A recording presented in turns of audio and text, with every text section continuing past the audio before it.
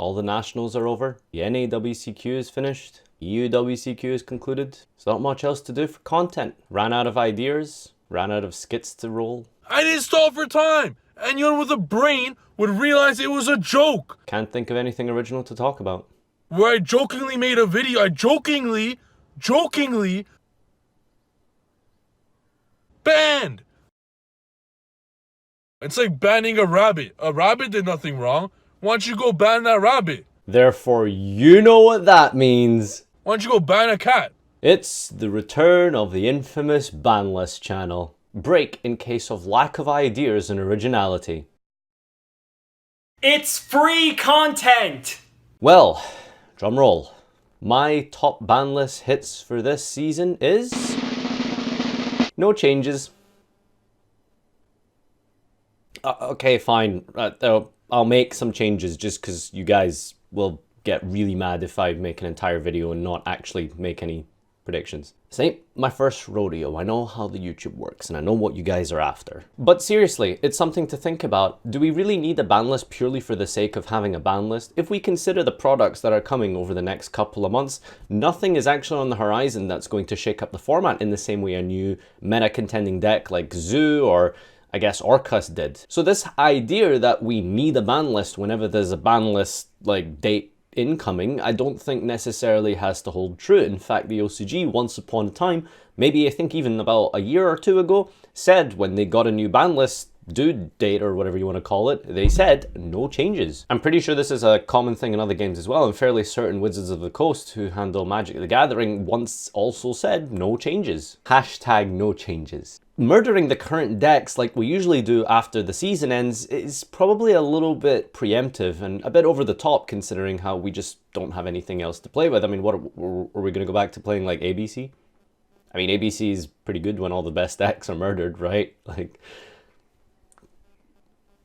Summon Buster. This is going to be called, let's see, I've given them all pretty cool names. Let's call it Endgame ABC. It's a very delicate balance right now where they are fairly even in representation in Top Cut recently. Thunder Dragon being a little bit less so, Salamangreat being a little bit more so, but I would argue that's mostly due to representation rather than them actually being weaker or stronger than one another. It's very easy to access Salamangreat cards. It's not as easy to access Dangers and Colossus and Saryuya and all of these, you know, pretty pricey cards. So I think that's a little bit to do with why Thunder Dragon is kind of lagging behind in terms of top cut spots, and representation is something that obviously plays a big key. Sky Striker being a deck that's been around for a year as well, a lot of people already have those cards. That's maybe why that deck's doing a little bit better than maybe Orcust, which is a little bit newer. So any change that we make to this ban list could potentially upset the format in a really big, impactful way, because if you take one deck out of the equation, it completely shifts the meta around the other three.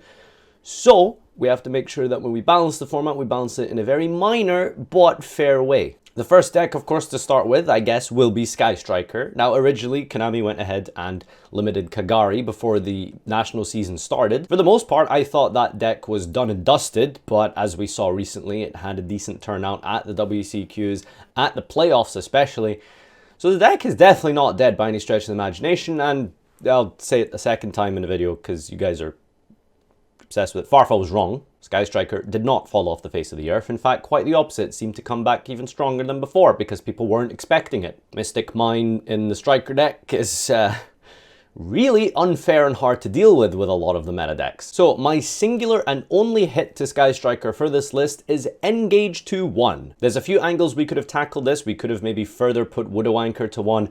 Multi-roll could have been limited or banned, but I think that putting Engage to 1 is maybe the best way to go about this. Mostly because of the fact that Engage being resolved multiple times in a turn, not just across the whole duel, is one of the key reasons why Sky Striker is such a great deck. It's able to play with very few cards and then back itself up with a ton of teched hand traps or regular traps, whatever it is that you're able to carve your deck around and deal with the current meta. Engage to 1, I feel like, hurts the deck quite considerably, but doesn't absolutely kill it. You're still going to be able to resolve it multiple times per turn with your Kagari, and then on the following turn with something like multi-roll resetting it. It just means Engage into Engage or Airspace 0 off the top. Getting you the Engage is probably going to feel a little bit, you know, less stressful and probably going to stop stealing games that it otherwise shouldn't have. I'm sure many of you here will tell me great stories of how you got engaged into Engage. So that is the single hit to Sky Striker that I would make, because as I said, my goal here is not to murder these decks as we usually do post-World Season. And the next deck to talk about is Salamangreat, and there's many ways in which Salamangreat can be addressed. We could target the Link monsters, maybe we could go for Sunlight Wolf, Balinks, we could hit the consistency with something like Circle. Perhaps it's the cards around Salamangreat that actually make the deck what it is, like Dweller. Why Salamangreat is such a good deck kind of revolves more so not with the Salamangreat cards,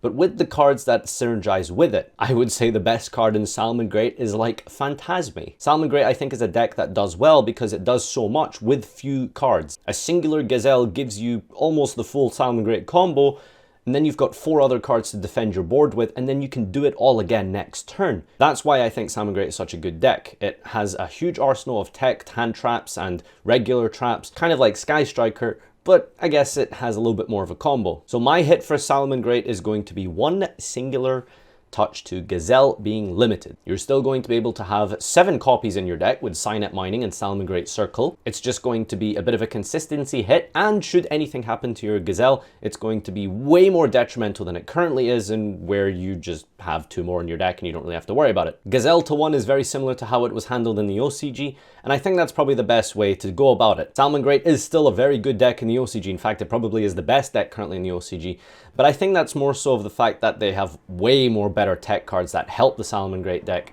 like Max C, which is why combo decks over there don't seem to thrive as much since Max C is at 3 over there. So that's Gazelle and Engage to 1. The next deck to talk about is Locust. Again, it's another deck where a singular hit on the wrong card could potentially outright kill the deck. I think that the combo that this deck does is really powerful and really strong, but it's not unbeatable, nowhere near as, as far as the Thunder Dragon combo will take you. It is kind of this nice bridge between combo and control, where you have the option to play a combo deck, but not so far into the combo playstyle that you just auto lose the game if your board gets broken, like the way Thunder Dragon is played. Orcust fits very snugly in the middle between these 2 archetypes. I mean, Galatea to 1 would hurt, but it wouldn't really do much in the long term, I don't think. I mean, Dingirsu to 1 doesn't do anything. Dingirsu banned, I would argue, probably just kills the deck. So what do you hit in this deck without really just destroying it? Well, this might sound harsh at first, but I think Mermaid being banned is the best way to handle it. If Mermaid is banned, you are still able to play Orcust. It just means you're going to need more than just 1 single card to go into your combo. Now you're going to have a combo card plus an extender. Something like Mathematician plus an extender will do the same full combo that we currently have, just won't have Mermaid. 3 Galatea, 3 Dingirsu, your trap card, your Babel. These cards are still there even without the Mermaid, and the deck can still put up a fight, as we can see in the OCG, despite the fact that Mermaid is banned over there. And again, I think the reason it isn't doing as well over there is because of the presence of Max C. And for the final meta deck of the format to touch, that's Thunder Dragon. Another difficult archetype to address without outright killing the deck. This being the sole combo deck of the entire format, it probably goes a long way to make sure that we don't kill this, because if we kill Thunder Dragon, there is basically no combo deck left in the format, and I think that having that diversity of being able to play a control deck, a cross between a control and combo deck like Orcust, or a pure combo deck like Thunder Dragon is good. It's so hard to do this without hitting multiple cards, but I think the 1 single card that we can address here is LP being banned. This is going to stop you from getting your Eclipse Wyvern or your Brotor out of your deck with ease to be able to search you into more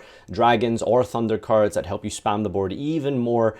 And of course, the other hit that I have here, that's 2 hits total for Thunder Dragon, because it is probably the more powerful of the decks, and that's Levianeer to 1. Not banned, but 1. And 1 more card to hit, which I guess probably does come under Thunder Dragon, but I've put it in my other section, that's Saryuya to 1. I think I've been saying Saryuya to 1 for the last 3 banlist prediction videos now, but there's a reason why this card is just missing 1 clause on its card text, and it's you can only use 1 Saryuya effect per turn only once that turn, or like 1 of each effect per turn. I don't know, you know what I'm trying to get at here, right? I think Saryuya is a really well balanced card. It's very powerful and it's really strong, but there's nothing wrong with having strong, powerful cards in Yu-Gi-Oh! The problem is when it becomes overpowered. I don't think Saryuya is overpowering the format. We would see way more Thunder Dragon tops if it was. So Saryuya, I think, is a great card, but it starts to become ridiculous when you're summoning multiples. Now for the rest of my other hits, I have Droll and Dweller banned. These are floodgates that are just generally bad for the game. I've been calling for Droll to be banned forever. I don't care if Trickstar is relevant. I don't care if Trickstar is terrible and like it only gets one top per event. The interaction between Droll and Reincarnation is stupid and dumb. You should not be able to be hand looped just in your draw phase for all of your cards. That's ridiculous. That needs to go. And Dweller is a card that makes a Salamangreat mirror match just a little bit dice heavy. You don't really want to see that. It skews it really badly along with Scythe, which I would also ban. Just these floodgates, I feel like, really skew the format and make mirror matches really, really bad. Like, you physically can't play your Locust deck if your opponent Dwellers you. Like, what do you do under Dweller with Orcust? Like, you just pass. Like, you can't do anything. Like, these are not fun ways to play the duel.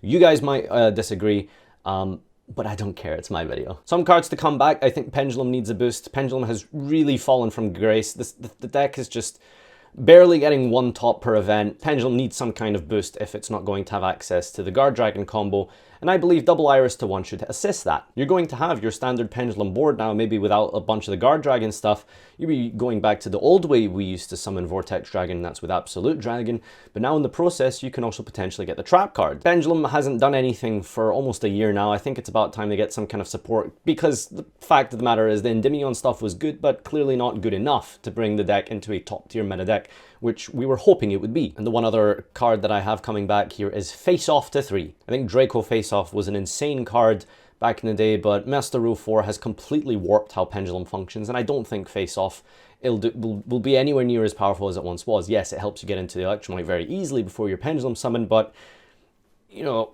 getting into your Electromite before your Pendulum summon isn't the most insane, broken, crazy play in the entire game, is it? I think it'll be cool to see some rank 4 Draco stuff being played again. Gives you a little bit of a boost going second, so you don't have to just rely on Electromite giving you the zones required when you're going second, using your all-important Pendulum summon for it. I think something like Face Off to 3 would help a lot. Well, boys, that's everything for today. Sorry if this rambled on a little bit too long, but I felt like I had a couple of good points to mention about each of these decks. Thank you, everyone, for watching. If you enjoy my content, make sure to hit the subscribe button. Watch me on Twitch, follow me on Twitter, join the Discord community at discord.gg/Farfa, and until next time, adios! Oh, I thought and promise and years how it went down. I did nothing wrong and I did nothing wrong whatsoever. I got banned. I didn't even know I got banned.